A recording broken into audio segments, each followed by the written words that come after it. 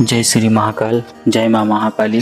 महाकाली भक्त YouTube channel पर आप सबको स्वागत करता हूँ। क्या आप जानते हैं कि आषाढ़ गुप्त नवरात्रि 2026 कब से शुरू हो रही है? घट स्थापना का शुभ मुहूर्त क्या है? गुप्त नवरात्रि को साधकों और तांत्रिक परंपराओं के लिए इतना महत्वपूर्ण क्यों माना जाता है? आज की इस वीडियो में हम आपको आषाढ़ गुप्त नवरात्रि 2026 की तिथि, शुभ मुहूर्त, महत्व, देवी उपासना और तांत्रिक परंपराओं से जुड़ी पूरी जानकारी बताएंगे, इसलिए वीडियो को अंत तक जरूर देखें। दोस्तों, हिंदू धर्म में एक वर्ष में 4 नवरात्रि आती है।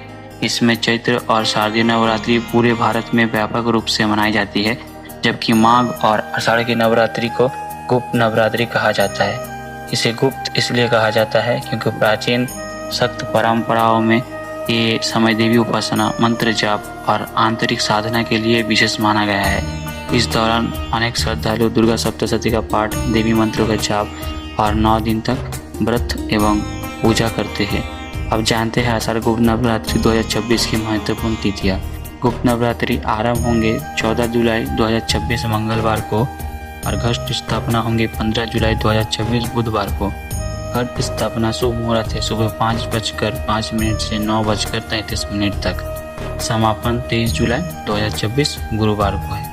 यदि आप कलश स्थापना करते हैं तो शुभ मुहूर्त में ही स्थापना करना शुभ माना जाता है। दोस्तों, गुप्त नवरात्रि की परंपरागत रूप से तांत्रिक परंपराओं और देवी उपासना के लिए विशेष महत्व का समय माना जाता है। कई शक्ति परंपराओं में इस दौरान माँ काली, माँ तारा, माँ बगलामुखी, माँ धूमावती, माँ छिन्नमस्ता तथा 10 महाविद्याओं की आराधना की जाती है। इसी कारण इसे कई लोग साधकों की नवरात्रि भी कहते हैं। इस अवधि में अनेक साधक गुरु के मार्गदर्शन में मंत्र जाप, ध्यान, हवन, देवी स्तोत्र का पाठ और सात्विक अनुशासन का पालन करते हैं। इन साधनाओं का उद्देश्य आध्यात्मिक एकाग्रता, आत्म संयम और देवी भक्ति को गहरा करना माना जाता है। ये भी माना जाता है कि गुप्त नवरात्रि के दौरान साधक एकांत में साधना, मौन, ध्यान और देवी आराधना के माध्यम से अपने मन को एकाग्र करने का प्रयास करते हैं। कई शक्तिपीठों से कामाख्या, तारापीठ और अन्य शक्ति परंपरा के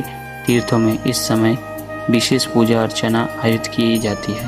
हालांकि पारंपरिक तांत्रिक साधना सामान्य लोगों के लिए नहीं होते, इन्हें केवल योग्य गुरु के मार्गदर्शन और दीक्षा के साथ ही की जाती है। इसलिए बिना उचित मार्गदर्शन के किसी भी तांत्रिक अनुष्ठान का प्रयास नहीं करना चाहिए। इन 9 दिनों में माँ दुर्गा के 9 स्वरूपों की पूजा की जाती है। पहला दिन माँ शैलपुत्री की, दूसरा दिन माँ ब्रह्मचारिणी की, तीसरे दिन माँ चंद्रघंटा की, चौथा दिन माँ कुमांडा की, 5वां दिन माँ संकट माता की, 6वां दिन माँ कात्यायनी की, 7वां दिन माँ कालरात्रि की, 8वां दिन माँ महागौरी की, 9वां दिन माँ सिद्धिदात्री की, 10वें दिन कलश विसर्जन और पूजा का समापन किया जाता है। गुप्त नवरात्रि के दौरान प्रतिदिन स्नान करके देवी की पूजा करें, दुर्गा सप्तशती या देवी कवच का पाठ करें, श्रद्धा पूर्वक देवी मंत्रों का जाप करें, सात्विक भोजन ग्रहण करें, दान पुण्य करें और मन, वचन तथा कर्म की पवित्रता बनाए रखें। दोस्तों, आषाढ़ गुप्त नवरात्रि केवल एक पर्व नहीं बल्कि देवी शक्ति की आराधना, आत्मचिंतन और आध्यात्मिक साधना का विशेष अवसर है।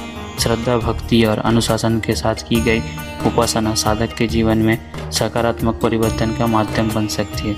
अगर आपको ये जानकारी पसंद आए तो वीडियो को लाइक करें, शेयर करें और ऐसे ही सनातन धर्म, देवी उपासना और पौराणिक कथा से जुड़े वीडियो देखने के लिए हमारे चैनल महाकाली भक्त को सब्सक्राइब करना ना भूलें। जय माता दी, जय माँ महाकाली।